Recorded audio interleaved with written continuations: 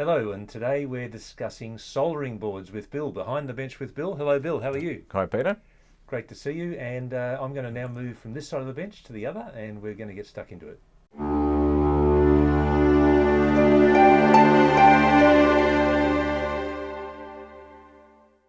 Bill, I see that soldering boards aren't soldering boards. We've got quite a range to offer here. Could you That fill us in on what the purpose of each one is? Yes, Pete, not a problem. So the purpose of the soldering boards are to give you a platform and environment to solder, and this is with a torch soldering your jewellery. So as you go through the years of soldering, you'll find that you'll have different needs for different purposes. So we've got a wide range of those different materials and different sizes to cover your budget and your needs as well. So what I'll go through now is the first board you'll probably want to invest in is a safety one and a very useful board. It is the non-asbestos soldering mat. Now, this prime purpose for this is to protect your bench. So it's heat resistant. It'll protect your bench if you're soldering on timber. You can solder on it. It's not the best board to solder on, but you can in a pinch, and it has a flat surface, so that would be a reason why you'd solder on directly on that. But again, the prime purpose is to protect your bench. On that surface, you would then choose an appropriate soldering board. So I'll go through the soldering boards we have in range. So this one here is a refractory brick. So this one has an operating temperature resistant around 900 to 1400 degrees. So it does have a higher operating temperature than some of these soldering boards. It's quite porous, so you can push pins into it, and it can saw very easily. So for this particular one, for example, I cut this one in half with a normal handsaw, and I used the second piece, fold it back on itself and give me a reflective surface. So if I'm doing cuffs or larger pieces, I can reflect the heat back onto the piece.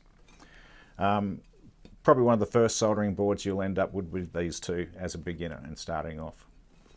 Moving forward, we also have a range of ceramic soldering boards. So the ceramic soldering board has a very robust structure. It's not going to change form on you. It stays quite strong and solid during the whole process. This one's a honeycomb.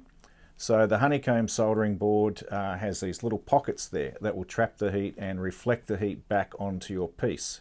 So you get a very even heat around the flame, trapping that heat. I use this one for adhesion soldering, so that's placing one piece of metal on another, and it reflects the heat back underneath for me and gives me an even finish.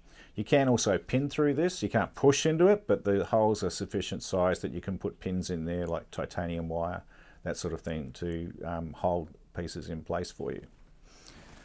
The other ceramic soldering board we have, again, this is very robust. You can apply a lot of heat to this and it's not going to damage the board whatsoever. Gives you a very flat surface. That is great for when you're doing things like pendants and you're butt joining bits of metal as well, soldering precious metals. That'll be the next go-to for flat surface. So if you do a lot of adhesion pieces with pendants, you can go for the ceramic range for yourself. If you're doing a bit more organics, so your shapes are a bit odd here and there, we also have some softer boards. This is called a soft jig. So the soft jig's claim to fame is that you can put pins in there to support your work. It is also quite soft in that you can press into it and it will deform to the shape of your piece and stabilize it for you. So if you've got a dish, for example, half a hemisphere and it keeps moving around, you could push it in there and a couple of pins and that would stay stable for you. The other soft version of a soldering board we have is the Magnesium Block. Now it's a bit harder or more denser than the soft jig, so if you pin this, for example, it will stay quite tight. The pins will stay tight, so that is great for things like claw settings. Its temperature range is the same as the soft jig, so around about the 1200 degree mark. So that's really good for bracing and pinning, that one. The other one we have is vermiculite board. Very lightweight. You can pin with this as well, so it's got a soft density you can pin in. It's quite compact, so you're not going to get a lot of the fibres and the dust that you get off some of these other boards. So it'll be a very clean environment for soldering, that one.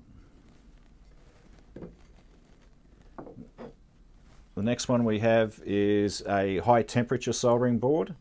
So if you're doing platinum, for example, you can solder it with this one on platinum. It will well and truly go past the 1800 degree mark, so that's a very good board for platinum and high-end use. The last one, and I've left that to last because it's a bit messy as you'll see, is a charcoal block. So if you're doing sterling silver, this is a great one for sterling silver with flat surfaces. The charcoal block, when it's heated, reflects the heat back. That's great for retaining the heat and trapping the heat. It also creates a non-oxidizing environment. So for sterling silver, that's important if anyone's come across fire scale before. That's where internally on the surface of the sterling silver, it oxidizes and it turns into a grey shadow. And you normally don't find that until you're polishing, and then so where did that come from? So a charcoal block minimizes that oxidization by creating a non-oxidized environment. It sucks the air around the flame. Little tips though, for the safety tip for this one. I've put some binding wire around this. They do tend to crack and break a bit with use. So to extend the length of life of these things, just get some binding wire and wrap it around, and even if it does crack, it stays in form. The other tip with this one, if you're doing a session and this gets really, really hot and glows, this can continue to radiate heat for a while. So after a big session of soldering on a charcoal block, highly recommend you dip it in a bucket of water, and then you're done for the night. Beautiful. Yeah, Bill, is that the range there that we've discussed? That's the full range. Now, the starter ones, as I suggested, would be the baseboard to protect your surface and a refractory brick. Now, the plus of the baseboard is if you're soldering and something rolls off, it's going to go onto a heat resistant pad. It's not going to damage your workbench. It's not going to keep rolling away on you. And you can also drop pieces down there that are too hot to pick up later, and they can cool while you keep working on the block. The next highly recommended one is, like we said, the charcoal block because of the sterling silver aspect, and the honeycomb. So these boards here are my personal favourites. Everyone has their own. So which ones do you have at home on your bench, Bill? So the ones I have at home on my bench are the non-asbestos board, so that protects my bench. I've got the biggest one I can get my hands on.